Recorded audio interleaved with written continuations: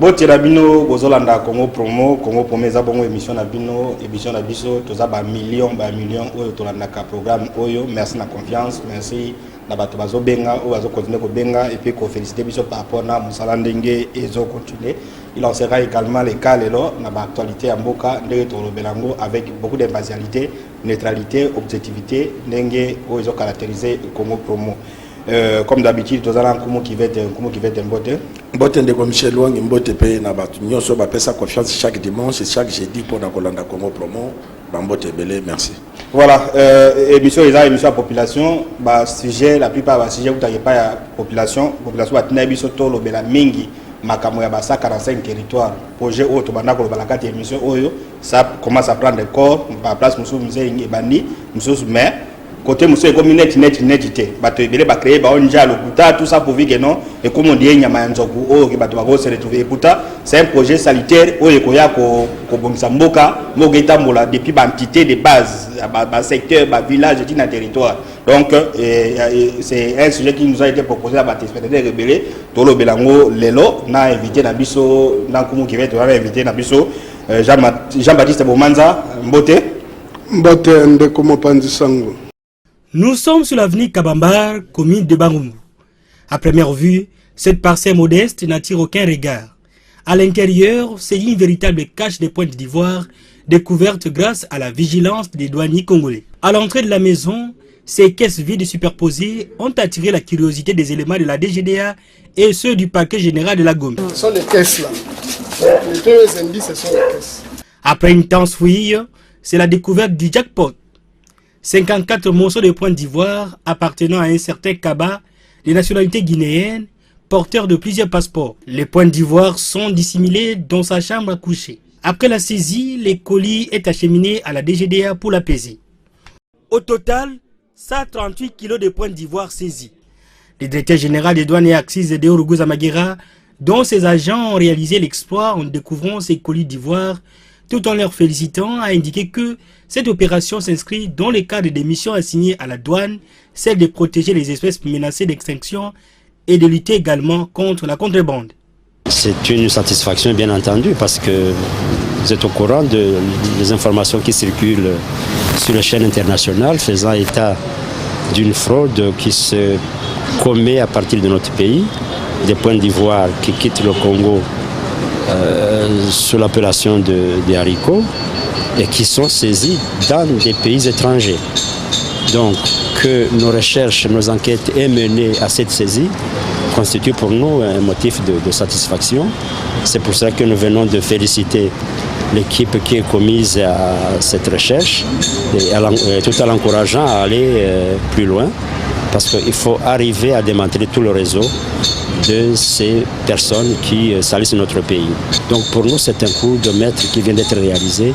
Nous félicitons toute l'équipe. C'est une équipe assez hétérogène où il y a des douaniers et d'autres services publics de l'État. Les fugitifs Kaba, à l'heure actuelle, courent toujours dans la nature. Entre-temps, les enquêtes se poursuivent pour découvrir d'autres membres de son réseau. La DGDA qui a signé il y a récemment un protocole de collaboration avec certains services de l'État comme la police nationale congolaise et la DGM continuera sans relâche à décourager et à traquer jusqu'à leur dernier retranchement les auteurs de la fraude et de la contrebande douanière. D'abord, il y a l'Iboso, Congo Promo, Zongi Sumbala Mosusu, spécificité émission les Aranini, Ndeye, Bayambagayo, et puis Baïkozo.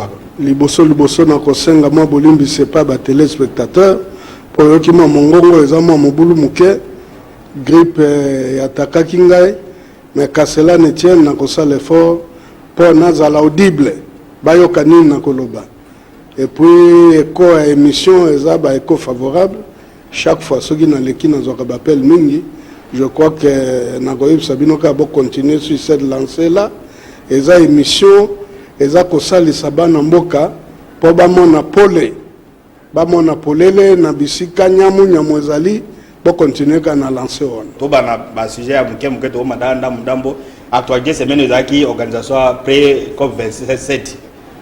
Ministre de l'Environnement, Bayaki Awa, il y a quand même contradiction entre l'environnement de l'organisation awa na environnement de la province au bas chinois bazoa bazambe comment ya bango tout ça alors la population ne se retrouve pas na ba sommet zoya mbongo pe zoya te d'un côté mbongo au communauté internationale bazo promettre biso zoya te de l'autre côté zambe comment ya ba gouverneur et comment ya ba ministre environnement la ba to ebele ba bénéficiaire na ba chinois population se retrouve alors commentaire par rapport na COP COP 27 dit que ça awa au quand même ba ministre ebele baye na Kinshasa awa. Oui, nakanisi ke zalaki likanisi malamu pour nato organiser pré-COP wana mboka na biso pamba te lelo oyo lokola biso tozali pays solution esengeli ke tolobela molongo polele mazali koleka ekolo ya biso pe maye to limite masalama. Je crois que ezaki molongo mobimba nde bakutani awa et puis makambo mana malekaki malamu.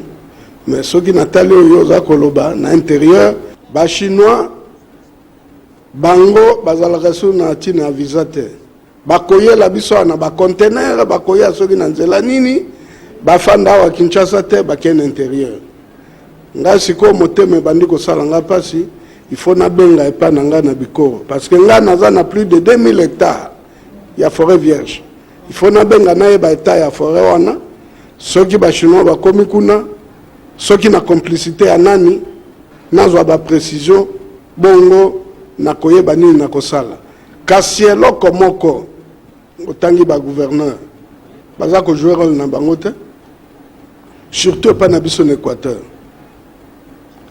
likambo ya zamba na nga wana na sina lobela gouverneur ya Équateur plus d'une fois mais naza kozela nazwa ba nouvelle nga moko pe na kita sur le terrain na koyeba nini kosalama. Voilà, yo les deux la nouvelle aux makamele kana Bikoro peut-être il faut comme sur le terrain mais on a pas information alors comment qui veut yo za information il y a Bikoro ça fait partie il n'y a pas que Bikoro donc ça c'est une situation globale dans la province bobenga les provinces forestières ils a Maindombe ils a Équateur ils a une situation globale au chinois na baran bazali alors na Bikoro effectivement nous avons trouvé les chinois peut-être pratique à illustrer biso ba image ya ba chinois wana bazoka da banzede kuna tout ça bon bakataki ba stopper bango et puis bazo zelaka autorisation d'exploitation mais entre ils sont là bazawana alors comportement ba chinois na ba autorité na makambo zamba oyo ke et bénéficier la population mais comment ba chinois na ba autorité olobani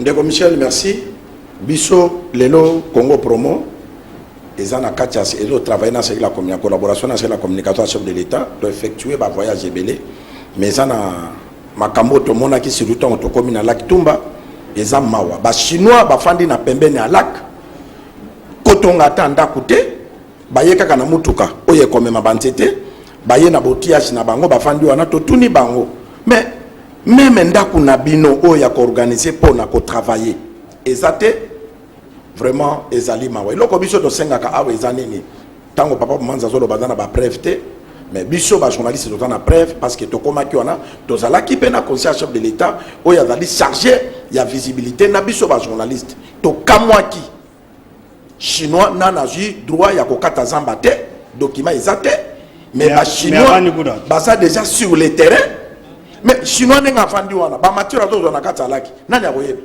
bilo ke bela zotsa na zamba na biso nani akoyeba eza vraiment mawa to senga na mama Eve Bazaïb qui a sauvé des provinces tu vois pas na Équateur na Maindombe na chop bango baza ko sala ba chinois ba komisa kuna royaume bazo kata banzete ndenge balingi atazan ndenge bakosaka na ba na droite ya kokata mais bazo kata banzete to ko senga mama Eve Bazaïba abenga ba chinois na ba yana na Kinshasa awa soki basilisi ba mikanda na bango parce que bango bayoka ko biso to lobaka te kaka o bango bandimaka soki bakoya ko corrompre na mikanda awa bapesi bango bakende ko kata zamba mais l'état nano bazui mikanda te nani apesi bango autorisation ya kokoma na Bikoro ya kokoma na Wema ya kokoma partout na Congo et ça vraiment mawa mingi mama Eve balobi ke babate la zamba wana zamba wana dans les seules richesses ya ba congolais surtout Équateur na toi mais comment biloke so katama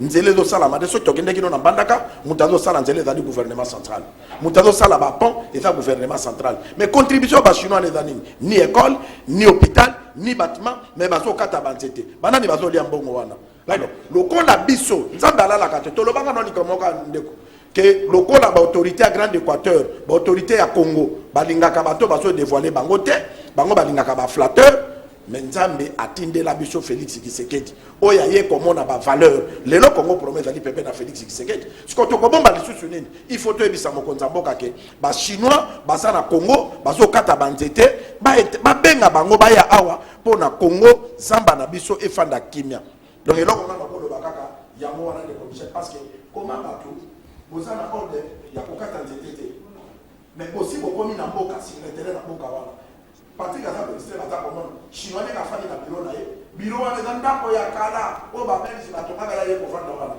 mais alobi azalo opérateur économique na ba bureau est-ce que ko to kata na administratif na ye mobote très bien alors nani pour dossier pour on a président Baki la RDC c'est un pays solution na makamo environnement solution avec aux andeni bazamba ekomi ya ba chinois na ba ministre o ba pesa bango ba autorisation tout ça ce que population ko bénéficier na nini diamant province yo so pe diamant pe ezate or province yo so pe or ezate Kinshasa awa azala diamant azala or ta ko bénéficier ndeni de RDC c'est un pays solution ko zo bana ndeni nakanisi solution ekozwama na ndenge biso nde tozali kobatela pema ya molongo mobimba et puis solution ekozwama na ndenge ke tokobatela zamba na biso tokobatela bamai na biso tokobatela batourbière na biso et puis non seulement ke bango bakozwa solution mais biso pe Congo tozwa solution tolingi tobima oyo balobaka mobini azoba te bango basalelaka zamba na biso mai na biso tourbière na biso poto protéger monde entier kasi biso tozwa keloko te eko kozala bongo te il faut que gouvernement fungola miso ezwa ba décision draconienne vis-à-vis ya ba mafieux ba baza ko utana bamboka na bango pona ko exploiter ba richesse na biso sans autorisation eza malamu te. Voilà, merci beaucoup pour la Congo pour nous en direct avant que la décision draconienne soit encore à Mafia, mais il y a quand même des structures en Boka, où ils ont ça la maison à besoin ya Mokonzamboka, Moké Sunga. Ils ont un barrage hydroélectrique à Mobaïmbongo, ils ont 3 turbines. Moké Salaka, mi balé Salakate. Alors Tozo la Kisa élément wana responsable wana abigeno, ils sont à mesure ya kopé ça nord équateur union sokura à partir à Mobaï. Bakopesa Lisala, bakopesa Gemena, bakopesa même Bandaga. Pour que ba réhabiliter, pour que ba étudier ça la mabuge ba makura eko makuna donc to bazo senga et pour que l'état gouvernement et s'occuper de la réhabilitation ya des centrales waneza la panne ba ça la pe ba étudier la faisabilité au lieu kura o ya inga eko manambana peut-être ça va prendre du temps o ya mobaye ko mapekuna donc to la responsable ya site ya Mobaïmbongo alandaki ayambaki biso na Congo Promo. La suite il y a émission à l'heure. Oui, la centrale mobile, la première phase a 3 machines avec une puissance totale d'environ 10 MW. Mais sur les 3 machines, il n'y a qu'une seule machine qui est fonctionnelle aujourd'hui. Les 2 autres ont des problèmes. Il y a une machine qui attend la réhabilitation, que la Banque mondiale a pris la charge, et l'autre machine est en train d'être réhabilitée par la SINEN. Les travaux sont en cours parce qu'il a fallu faire venir les équipements de l'étranger. On a commandé, c'est ce que nous avons reçu et les travaux sont en cours. C'est ma réhabilité, on aura à peu près 11 MW. Tu peux continuer dans la Gemena. Tu peux bon Gemena, tu peux savoir qu'à 2 MW pour ça lango. Le courant sera permanent Gemena. On donne à l'Isala, l'Isala, vous avez 2 MW. Bah qu'on s'allait là. Donc l'essentiel est que les pays, les coins, ils allaient d'abord alimenter, mais avec une gestion rationnelle, avec un 10 MW de bateau, dans la courant permanent, c'est pas comme matisato et électrification. Et ça, dès que tu as tambola, si tu as quoi, tu as un pinier à réserve terre. Et ça très dangereux. Au cas où voyager dans un camion sans pinier à réserve terre, le mieux serait baluka basala ke moko ezala réserve so mokonzambo kaye ata problème ezali ya ko connaître rupture tendenge ki akozana biso voilà eloko na ko koloba yango voilà comme qui vete barrage wana kura kuneza 24 sur 24 mais yemo ka lobi ke non il faut avoir un pilier de réserve parce que mon corps est tombé cause la dignité. Alors message nous lancer et pas à l'autorité pour que barrage wana non seulement qui sa centrale les amis mais ça ba qui da faisabilité pour ba qui da faisabilité ça là qui y a comme makurati na gemena comme makurati na lisala mais ça magaté peut-être on peut aller vers la banque mondiale peut-être de bani olé bambongo ya banque mondiale finance la bilogo ça la dignité bilogo ça par pas besoin de makura wana. Merci Michel Wange pour la que Michel Zamba pour la présidente de la République parce que les dossiers ça là qui a voté dans ma service encore comme on a corrompu dans la service qui m'a corrompu et vous voyez parce que la mort comme on a et mon Konzambo cette fois-ci a commis que utiliser la journaliste la politique et la directeur de l'IP à comment batala misala pour de l'état de ça à Rosala n'a pas projet ni la souffrance de la population d'alimini pour tous les autres comme ça peut dans le Konzambo. Vraiment merci la Félix Tshisekedi. Donc on va l'autorité maman qui est maman la maman le qui connaît la journaliste était mais les gens on Konzambo à quand le niveau il y a beaucoup d'émissions à venir pour la pour prétendre dans tous les 26 provinces de la République démocratique du Congo to se retrouve qui là province ya nord na Guadeloupe précisément na Mobile na barrage kitoko oyo ancien président Maréchal Salaka et le nom Félix Tshisekedi à l'égation de Savana Bombo.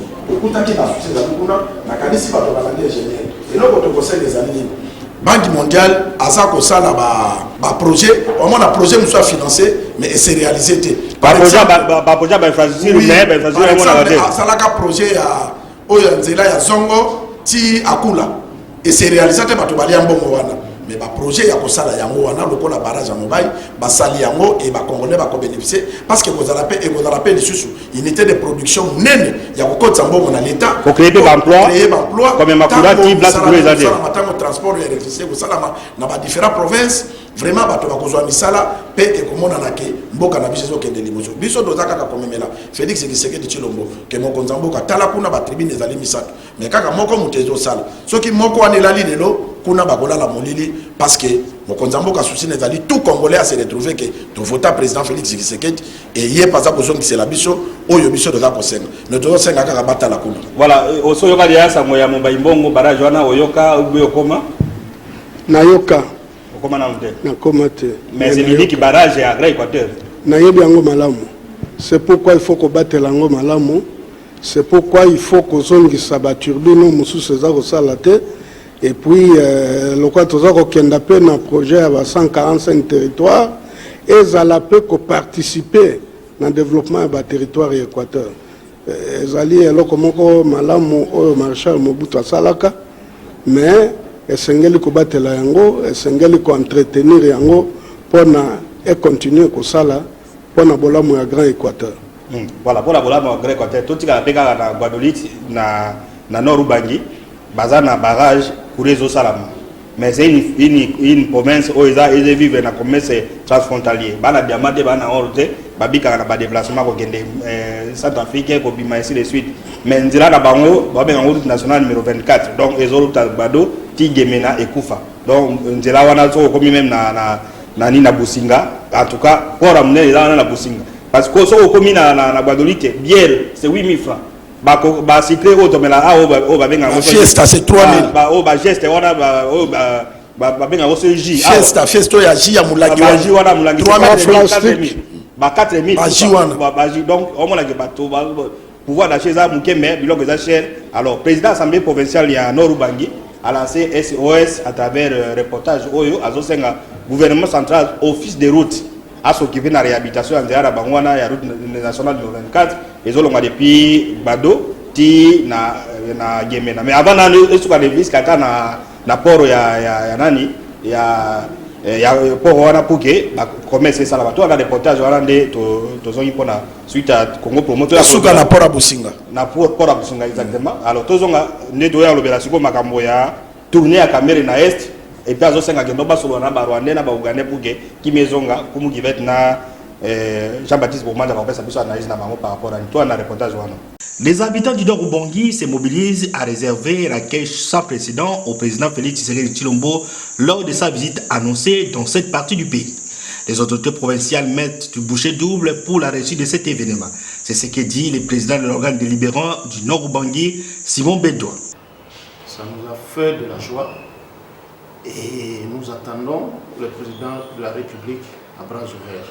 Même la population que nous représentons, ils sont tous sensibilisés. Quand elles ont appris que le président de la République vient dans la province du Nord-Ubangi. En tout cas, tout le monde est content. Nous, députés, la population que nous représentons et les notables, nous tous attendons accueillir à bras ouverts le président de la République. En tout cas, il y a beaucoup à faire dans la province du Nord-Ubangi. Mais pour régler tous ces problèmes, on doit commencer quelque part. Ici, ce que la population attend du président de la République, en priorité, c'est la route nationale numéro 24. Je crois que vous allez quitter ici pour aller vers Gemena. Vous allez vous-même constater l'état de cette route, parce que depuis que le président, le maréchal Mobutu, a quitté le pouvoir, cette route n'a jamais été réhabilitée. Surtout le tronçon entre Boussinga et Badolit. La province est approvisionnée par les ports de Boussinga. Pour que les chefs-lieux Badolit soient approvisionnés, il faut que les produits de première nécessité qui quittent Kinshasa pour arriver ici, au chef-lieu, passent par cette route-là. Mais cette route est aujourd'hui impraticable. Si le chef de l'État veut apporter une main forte pour le décollage ou bien le développement de la province du Nord-Ubangi, la population attend de lui la réhabilitation de cette route. À Badolit et comme partout d'ailleurs dans la province du Nord-Ubangi, la population se mobilise pour réserver un accueil chaleureux au chef de l'État lors de sa prochaine visite ici. Voilà, tout le monde est là, est-ce que le président de l'Assemblée provinciale, est-ce que c'est Tobombaka ou bien Tolobakayamo? Okobomba ndenge nini mabe ezali mabe malamu ezali malamu soli kamoza mabe il faut ko dénoncer yango la musu misole bimaka po ba réhabiliter balabala wana mais basala yango te balandela pe bato bazwa misolo wana o balia misolo wana po toyeba sort ya bato wana kozala ndenge nini omoni mokonzi mboka za ko lutter contre la corruption et puis détournement ba deniers publics. Bato abonde bako servir d'exemple, justice se saisir na bango et puis ba condamner bango basali boloko. Donc je crois que c'est le sort qu'il mérite. Voilà, le sort qu'il mérite, il en a tout évité. Oh, il est important que non, c'est là on a pas réalité. Peut-être soit ils m'ont bimbalo, soit va détourner. En tout cas, peut-être né du Congo pour moi d'autres tamola to koyeba ke bon ebimé sur le sud mais souhait ya population ya Nord-Ubangi, ils a alors d'autres le Vital Kamera ça tourné à man naïa qui bakisangani tout ça zongi constat c'est là ba confrère parce que chose qui a des na Badolit babinda déplacement na tanga ta komba Félix Tshisekedi et puis bato ba journaliste ba kende pembe naïe ba bige non na bato naïe il a l'intention d'être candidat président de la République ba musuku ba bige il fallait que le Goudara Moïse Katumbi alors et puis il propose les à côté mais la proposition n'est que non il faut tout soit na Rwanda na Burundi pour que n'est-ce pas une bonne proposition? Non, je crois que Ndeko Vital Kamerhe a parmi les personnes les mieux placées pour bailler modus operandi négatif ya bamboka wana mibale. Ye azalaka à un moment donné même un commissaire chargé à la relation à makambo ya Monique à son temps, tant azaki n'a pas perdu. Ayebi ke pasi oyo toza komona lelo à la base ezali Rwanda et Uganda. Ayebi yango pertinemment bien. Bato wana bazaki parmi ba sociétaires oyo ba créaki AFDEL. Ce conglomérat d'aventuriers et d'opportunistes. Ndenge Laurent Désiré ayebisa biso. Sikoyo il a participé à toutes les négociations na bato wana. Likambo nini ya sika oyo tokolobela na bango pe solution ni nekoya na mboka na bango. Je crois que on est en démocratie. À ça les propositions naie toyoki yango mais c'est pas une proposition appropriée pour na mboka na biso Congo. Pour omoni pour ba Rwanda ba occuper Bunagana baleka ki na Uganda non malgré tout ça na mutualisation na armée ougandaise est-ce que ba pekisa ki bango ba pekisite ba kota ki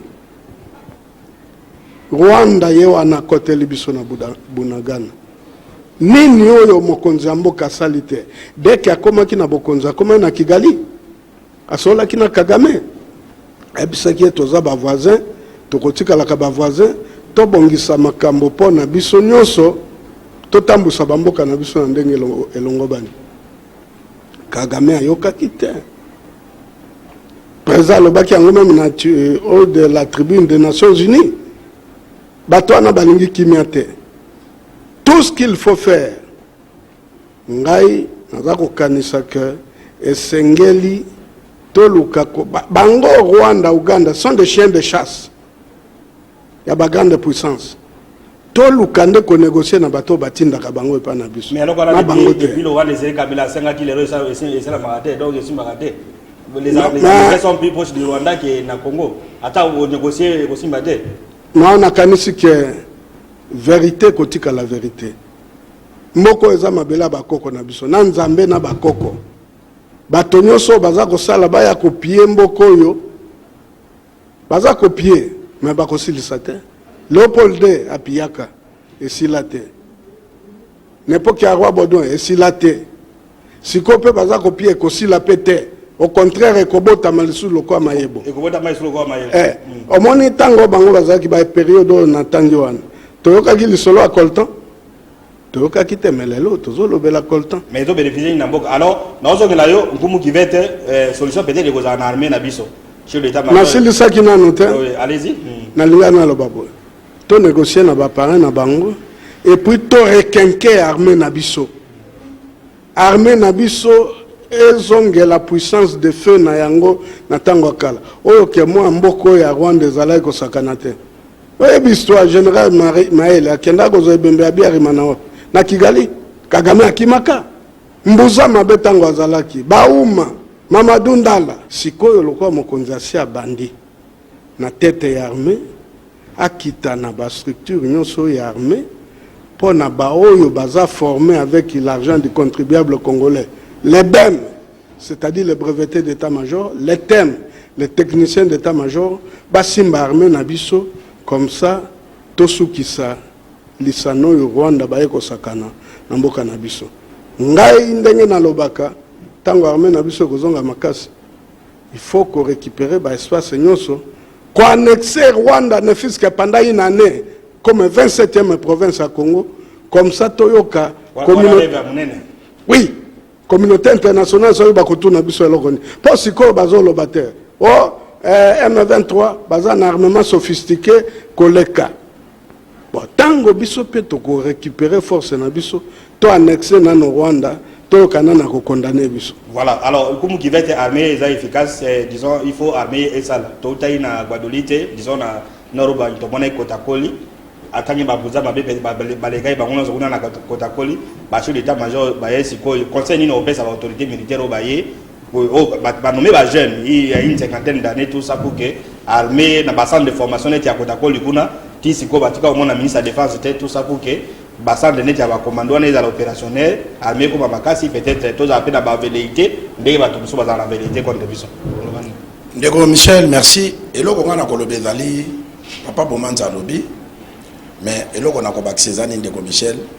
Oyebi Israël, et mon a passion. Au biso dozo mon alelo, bayaka bombo, tin Égypte. Égypte a zalaki na poids au Israël, c'est parce que mboko nzamba botami, nzamba poni bango peuple naye. Mais Égypte est kangaki bango en otage. Mais Nzamba ressuscitaki Moïse pour akende ko sauver peuple na maboko ya pharaon armement la kinango. Et là qu'on a combattu ezali histoire, il faut se référer à nango parce que c'est très important. Est-ce que ba Rwandais bazana force ko les kababel sinde ba coloniser ka biso na mboko? Je ne pense pas. Mais il y a 20 personnes à Telemaka Lumumba. Tango bango ba organiser ni na bango ya zalaki na discours ni na poche abimisi yango. À lobby, il faut te mettre fin la souffrance ya ba belge bazo boma bande ko na biso ko pendre bango ko kanga bango ko beta humiliation et leki lelo eza lelo et sili ba belge faut bakedi pour dire quoi Vital Kamerhe omeli na mboko yo. Tozonga na histoire. Vital Kamerhe yé muta présentant biso Joseph Kabila na Fikini. Tala de Gaza Bogar. Tana ozonga moké na histoire. Vital Kamerhe muto yé na président Félix Tshisekedi. Ba yé na yé ba wanda ko zala na tribune nyotango président sa la campagne. C'est-à-dire aza na maîtrise ya République démocratique du Congo. Mais na yo kelo comment ko lobi ana ke tango tambola ki partout comment katanga comme chef de l'état. Mais yo tangi chef de l'état selon ma journaliste selon ma journaliste au tangi combo il y a garant de bon fonctionnement de l'état oyo ba congolais ba pesa ki confiance. Mais comment okeka ka koluka hein on réconcilier Congo na Rwanda na Uganda? Non. Ndeko Michel force ya Israël ezalaki babotaki Moïse pour na sauver peuple. Force ya ba congolais ezanini okendeki na centre Kotakoli. Centre Kotakoli il faut biso to former ba soda. Tozongi sa ba sanga. Wamoni bato bele ba comprendre Félix Tshisekedi te. Baso mona ke silence non ezaki yuma. Ba tourno bango bazo salawana o atangi se problème ezate. Mais omoni tokutaki no na centre Kotakoli pateko ko enregistrer ba bomaki yango na bato ba yebi ba bomaki. Ba congolais ba kufi ebele. Mais Félix a compris qu'il a dit non. Ce qui les lots, to bunda, il faut tous aller en armée fort. Bazongi sa Kotakoli. Ba jeune congolais bazali awa. Tous dans ba centre d'information militaire. Ba tinda ba jeune. Ba formé bango. Ce qui ba sili sikuna. Ba ke na centre Kotakoli. Oyoki colonel wana denga zolela ke Kotakoli eza pillé. Ba outure ya formation. Oya ko former ba commando ezate. Biso ba congolais ceux qui mokonza mboka sengi même ke bambongo ezate to cha même $1 pour na Kotakoli ezonga vraie solution yango wana pour na nini nzamba pesaka papa na mama na libota parce que papa na mama bazali ba garde à temple bangonde babate la ka foyer au monde kana ba ni pourquoi ba fele batondi parce que bazana papa na mama te bakufi nde ba ONG na ba église catholique bazwaka bana na baboko la bango parce que protection na bango ezali sous-souté notre protection ezali Félix Tshisekedi. Deuxième, ezali armée ndeko battre la richesse ya Congo. Ceux qui sont en armée te ata toke négociation na Rwanda. Rwanda mona richesse eza Congo. Tango ba pesaki, bato ba comprendre te ndeko Michel. Olimbisanga. Tango ba lobaki ke Congo solution na problème à forêt. Est-ce que biso ba pesaki yango? Bango ba moni yango na milimu. Et puis problème mususu na koloba. Na kota sacerdoce na mboka na biso. Congo eza mboka ya Nzambe. Papa bomanza oti koloba awa. Alobi Congo eza mboka ya bakoko na biso na Nzambe. Mais na komo mona lelo Nzamba komi lokola Thomson na Congo. Lokola ta ezate na yoki ba mosusu balobi Jésus oyo aseka zobondela Jésus oyo edi na ba komisa ba bengi ba tunu na bongo tu vas revenir ça par après. Okoya répondre na mutuna na donc merci de Michel pour dire que mokonza mboka vraiment ba négociation na sans à rien. Parce que ton négociation combien de fois ba congolais bazo kufa kaka. C'est mieux biso to formé pour défendre le Congo na biso au lieu ya ko négocier na Rwanda pona ba parce que tango ba ko ba négocier kuna ba milieu ko bima bango ba politiciens de ba ko lia bango wana mboke continuer kaka ko sombre na ba Rwanda ko bundisa kabiso donc c'est mieux to formé o ya biso ba soda pour ba ça la face na Rwanda pour un jour rêve papa bomanze ko kisamake to annexer Rwanda ta 2 mois 3 mois na Congo. Voilà, on est arrivé peut-être que nous sommes bon. Et comment parce que bango peut mami bali. Et c'est pour se protéger biso bango dans un pays fort ba to so ba banga biso. Alors totika no bangi to comme en Équateur. Misala et ça en Équateur ya banzela. Ça c'est évident, nous avons vu na kolonga mbandaka ba bikoro epa ya papa bomanza nzele et salami. Alors ba pompe lingé banda. Donc et musala et salama sur supervision à directeur provincial ya office de route Herman Tomba.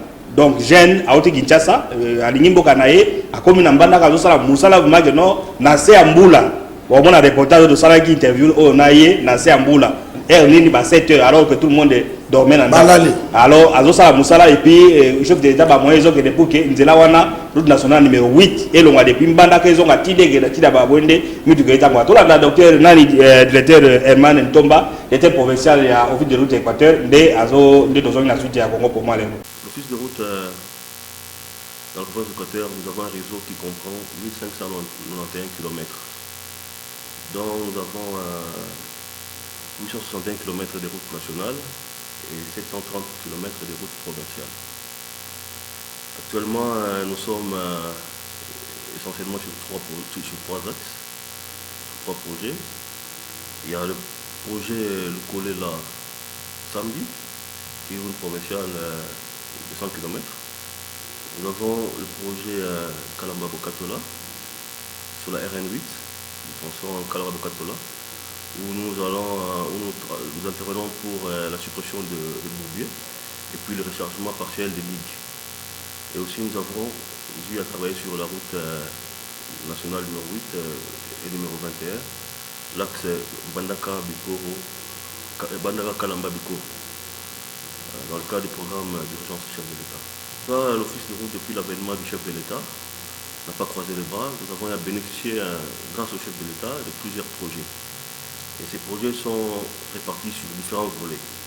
Nous avons le volet route, parce que l'Office de route gère en même temps les routes, les ponts et les bacs. Parce que le bac, c'est la continuité des routes. À des endroits où on ne sait pas jeter le pont, nous plaçons le bac pour assurer le trafic de passagers. Concernant le projet, le volet route, nous avons dû intervenir sur la RN1, RN8, Mbandaka Kalamba, Bokatola, Ingende, Bolafa, sur une longueur de 30 km. Notre intervention a eu des impacts visibles sur la connexion du territoire d'Ingende à celui de Bolamba, dans la province de l'Équateur. Cette intervention a permis la connexion de la province de l'Équateur à celle de la Chouafara. Et ça a aussi permis à créer des emplois temporaires. Parce que nous avons eu à utiliser la main-d'œuvre locale pour les travaux de dégagement, cantonnage manuel. Donc, ces interventions ont permis à ce que nous puissions donner du boulot à la population locale. Et puis, la réduction du temps de parcours sur la digue de Yélé. À l'époque, la digue de Yélé, c'était tout un calvaire. Et on faisait 2 jours pour passer cette digue. Mais avec notre intervention en 2019, la durée du parcours a été réduite de 2 jours à seulement 1 heure de temps. J'ai en 1 heure de temps pour traverser cette digue-là, où il y avait des bourbiers indescriptibles. En 2020, nous avons travaillé sur la RN8, RN21, l'axe Mbandaka Kalamba, Bikoro, sur 65 km.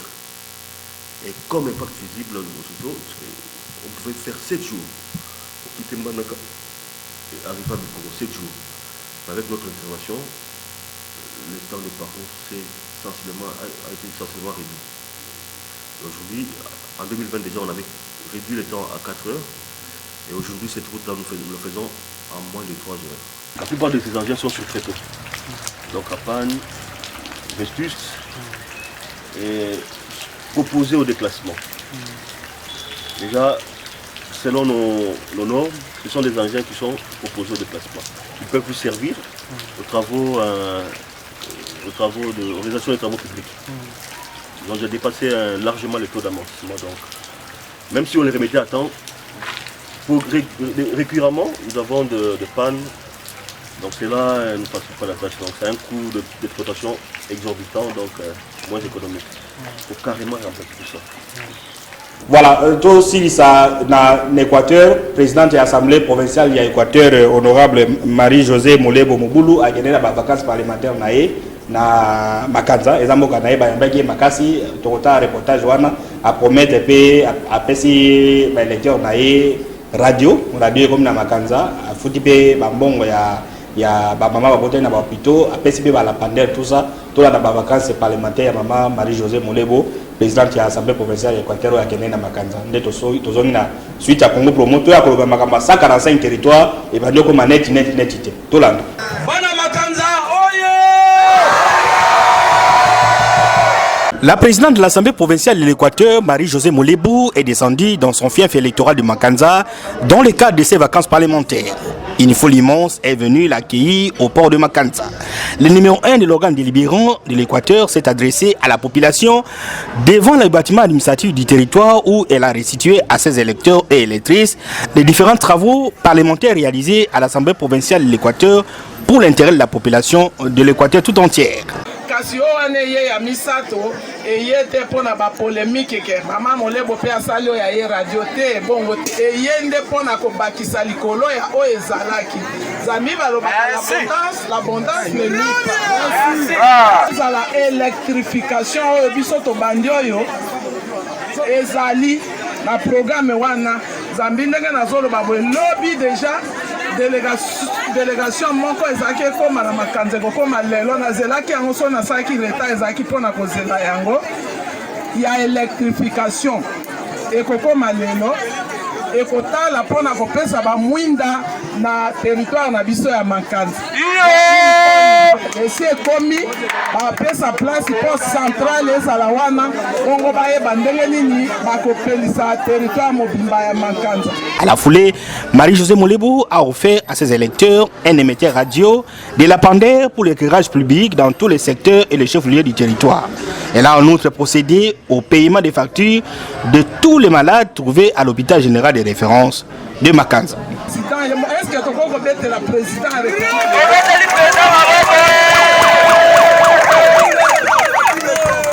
Voilà, Papa Bomanza, au fil des routes équatoriales, moi, Misala, tout ça, Misala, tout le monde est les Bimbanagati, Bikoro, c'est moins de 2h30, oui, ben, ça va 6 jours, 7 jours. Moi, réaction, est plutôt quand on a dossier à 45 territoires. Non, je crois que Misala, office de route, c'est Sengele Salamaka Kandengewana. Oyebi Bikoro, c'est grenier, il y a ville en Mbandaka. Mbandaka pour bali à Malamu, ba vivre Malamu, il faut biloko eza ko uta Bikoro et comme la bango. Basomba, Balia, Basepela. Office de route, à Sengel Garosa la Bongo. Maintenant, quand le douana, maman, présidente de l'Assemblée provinciale, à Kendagi vacances parlementaires, là, comme équatorien, n'a reconnu ça comme maman comme présidente de l'Assemblée provinciale. Parce que procédure à comment n'angoana, ils ont qui procédure malamute. Écrit l'histoire déjà, ils ont essayé comment déjà. Non, mais il faut na loba on a il faut y ça papa Bomanzake. Yo bimaki. Otiki bana na yo. Oye kokuta camarade na yo. Akomi bana kuti mwana sérieusement makile sila ka kene en hôpital. Atiki pembongo ya kolia. Bana bazui traitement. Okosenga mutona merci te. Papa Bomanza. Na limina loba boy. Na yebi ndenge boza koloba mais Akoma kawana na procédure normale. Comme démocrate, comme acteur et témoin de l'histoire politique de ce pays, et comme ressortissant de l'Équateur aussi, Akoma qui na procédure normale. Ce n'est pas elle qui était la doyenne d'âge. Boyebi procédure wana ndenge le kaki. Mais l'État ça dépend au bise avec intérêt bandima tout ça. Mais bandima makambo na ya mabena malamu kaka wa tomile la ka tout moment. Donc, commentaire n'a pas de vacances, mais à comment qui va dans la procédure normalité. Ok, procédure normale, il y a 145 territoires. Le chef d'État a besoin que non, Misali Salama à partir de base. Bah, ça trois structures, Beseko, Nuit, Namususu, Baye, Basali, côté Moussouba, Misali, Badi, Salama. La formation doit en haut, et ça que soutenir la province Moussus, n'est pas. Par exemple, les bâtiments va donner. Bon, créer ba ONG bidon ya sikasika ya ba 2 jours kaka ba koti ba dossier ba daté ba ni kuvi que non mbongo wana ebima et ba ça ba sous-traitance elle mbongo ebima ça va personne qui permet transaction de 2,5 millions monta salé à côté dossier a ben non 1,5 million après si ONG moko ils existent peut-être ba cantonner ba sala ate salamité mbongo et la poche alors est-ce que vous avez inquiétude de la projet na 145 territoires ndenge tourner ngezwama o ikoya ko enrichir ba c'est à la veille de l'élection et qu'on enrichit ma devenir. Nazali na ba inquiétude, nazape na proposition à ça le pas mokonzamboka. Et Sengeli président de la République katia structure moko na cabinet na ye. Chargé à suivi, il y a développement il y a 145 territoires. Parce que biloko ndenge comme koleka siko clientélisme et zongi lisusu. Et que ça la malokola makambo le kaka na 100 jours à présent de la République. Tolingi makambo anezongi la bisote. Présent mettre en place une structure où il superviser ba makambo wana de sorte que effectivement base ba territoire base à la bénéficiaire il y a développement ba 145 territoires. Et puis alors comme sous le kamoko il faut na lo bayango. Les kambo ezako le kana Équateur particulièrement dans la ville de Mbandaka. Les salaires des fonctionnaires sont comme dans la banque. Mais les infirmiers dans Mbandaka, salaire na bango et bima banque. Semble sur ordre à gouverneur. bao bazozwa na banque bainfirmier na bainfirmier baza kozwa na maboko mais na maboko wana chiffre exact eza koyebana te. Donc ndenge nazoloba awa bakonzi ya mboka ezala côté ya ministère intérieur, ezala côté ya ministère ya santé, ezala même côté ya présidence bamekana na côté ya likambo wana ebongi te te bainfirmier na bainfirmière batomboka lisusu mpo na likambo wana eza malamu te. Mais pour 145 territoires mokonzi ya mboka atia structure moko rattaché na cabinet na ye. Le comité de pilotage ezali oyo FDL a dirigé le comité de pilotage ba ministre baza na garde tout ça, ça ne suffit pas. Proposition na Comité de pilotage ba ministre ba fandi na bango na Kinshasa et bongi na une structure adéquate oyo cautionné ba province na ba territoire wana po ba même la président vraie vérité bino oyo bouti na Équateur bouti na nord bangi bon moni ba vérité kuna des fois ba vérité mususu wana et comme akaipa mokonzi te. Donc il faut une structure appropriée pour le suivi. Il y a développement, il y a 145 territoires. Au moins, ce qu'on lobby, comme il faut créer, ONG, les Congolais, ils mal habitués. Pour nous, mon solo à l'État, et ça, mon solo, mon tonneau, soro, et ça, ma casse, na ya, zoalia, te, et qu'on vous allez sous bon côté. Il faut que ça change. Il faut que ça change, comment tu veux être? Non, et là, on a l'obésali, félicitations, papa, bon, man, zana, quoi, ajouter, qu'à Kolobake. Ba province, Nyoso. Babenga ka Congo promo neti province ya Chwapa e uti ko benga biso ke jeudi ba député provinciaux nyoso Chwapa ba yaki awa ba député nationaux na ba sénateur ba kutana ki jeudi na fleuve Congo hotel pour na ko sala réunion ndenge nini ba kolia mbongo ya 145 territoire pas ndenge nini ya kolia ça non le commissaire yoka biso toza awa pour na ko yebisa président de la République à cause de la sincérité na biso de commissaire lobi ba kondi bato bakanisaka totambola biso moko service elandaka biso bamona ke Congo promo bata sincère baliaka mbongo ya mutu moko te parce que ceux qui papa bomanza benga lobi komo na un élément soit par exemple $1000 en l'exélément na kabelinga mbongo te eza mbongo ya musala on a sali et c'est ça lelo tozolo baba vérité to lobaka makambo ya aéroport awa lelo vérité bimi biloko ceux qui ont moni une entreprise oyo eza sérieux ceux qui biloko ekomi azana dépôt na ye mais biloko ya aéroport de l'ona boende za wapi ezali pas ya kokoli mususu ezali na mususu ezali na venu hôpital et pas donc yé babengi biso batini ba image mais to l'examiner prochainement d'abord biloko aéroport et souffrir makasi na bichi fausse manutentionnaire entrepreneur wana za la base kuna da ana kitasa awa ba poni garçon moko awa atie biloko na avenue Boende et puis na hôtel de Kokoli wana eza place batongo ingénieur et pas ingénieur on a soit déjà logé wana donc est-ce que eloko ya ndengo wana vous trouvez que sérieux ezali il y avait un frère abenga biso na Cameroun alobi ndeko yebisa chef de l'état marché aéroport après sa entreprise ya mindele ou bien ba chinois bakende basala musala wana les gens pensent que biso doza balage non tolobaka makambo parce que ndenge to comme peme na président de la République na kadisi papa banza lobi ba service officiel oye koki ko tala misala wana eza ba journaliste o bazala ka corrompite loko la biso parce que ndeko commissaire bato ebele badondo kana mbongo mais mbongo okosaila ngoko soko za na pema soko na pema te kolia mbongo biso pour ça dans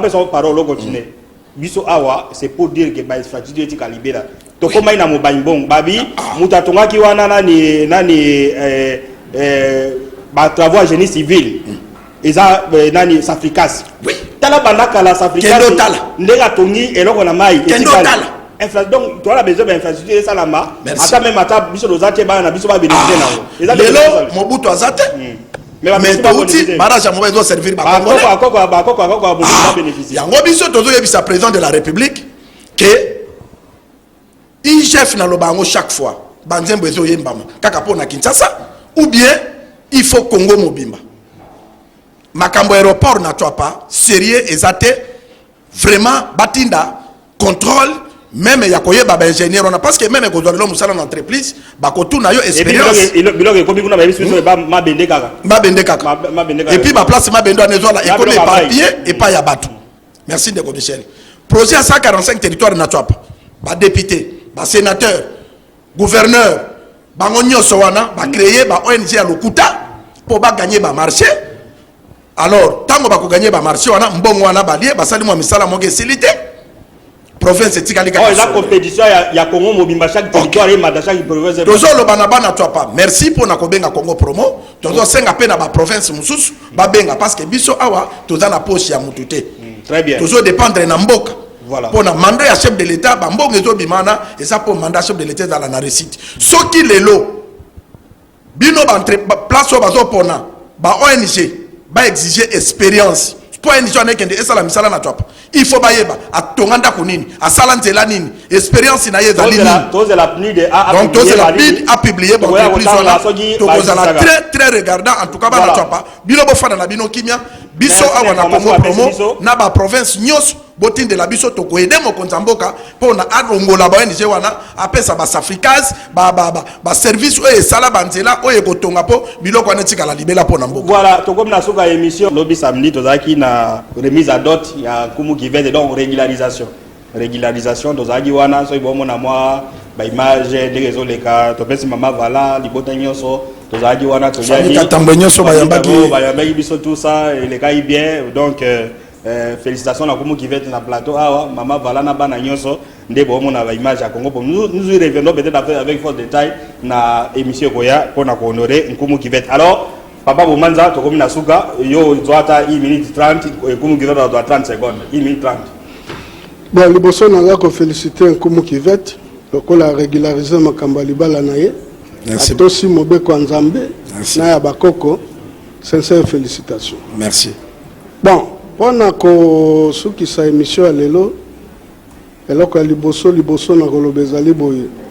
Mbongo na solo il faut ekota na mboka. Sikoyo tozo kenda verba élection. Président de la République, félicitations, merci au bandit armé.